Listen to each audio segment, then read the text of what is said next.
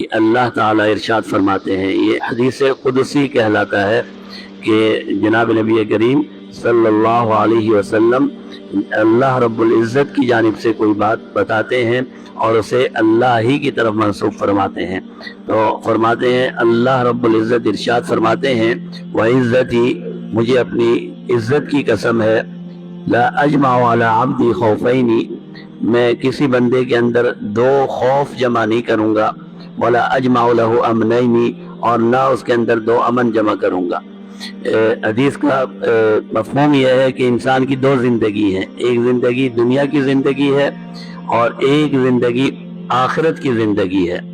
تو اللہ رب العزت فرماتے ہیں، مجھے اپنی عزت کی قسم ہے، کوئی انسان ایسا نہیں ہے جس کی زندگی، دونوں زندگیوں میں ایک ہی چیز ہو جائے، دونوں زندگیوں میں یا تو خوف ہو جائے، اسے ڈر ہو جائے، اور یا دونوں زندگیوں میں وہ ڈر سے محفوظ ہو جائے۔ اس طرح نہیں ہوگا، ایک زندگی میں اسے خوف اور ایک زندگی میں بے خوف رکھوں گا۔ اب یہ انسان کی اپنی چوائس ہے کہ وہ کہاں خوف کے ساتھ رہنا چاہتا ہے اور کہاں بے خوف ہو کر رہنا چاہتا ہے۔ یہ انسان کا اپنا گویا کہ انسان کے اختیار میں اللہ نے دے دیا۔ اللہ فرماتے ہیں، میں دو زندگی تمہیں دی ہے، ایک دنیا کی زندگی، ایک آخرت کی زندگی، اور تمہیں دو چیزیں دی ہیں، ایک بے خوف رہنا، کوئی ڈر کوئی خوف نہ ہو، اور یہ کہ ڈر کے ساتھ جینا۔ اب یہ تم فیصلہ کرو کہ تم نے کہاں ڈر کے ساتھ جینا ہے اور کہاں بے خوف ہو کر جینا ہے۔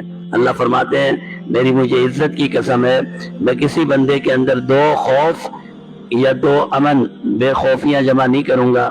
اذا امننی فی الدنیا، اگر وہ بندہ بے خوف زندگی گزارتا ہے دنیا میں، اخفتہ یوم القیامہ، پھر میں اسے خوف میں مبتلا کر دوں گا قیامت کے دن، پھر وہ قیامت کے دن ڈر میں مبتلا رہے گا۔ وَإِذَا خَافَنِي فِي الدُّنْيَا، اور جو مجھ سے ڈرتا رہا دنیا میں، أَمَنْتُهُ يَوْمَ الْقِيَامَةِ، تو قیامت کے دن وہ بے خوف زندگی مامون ہو جائے گا، کسی قسم کا ڈر نہیں ہوگا۔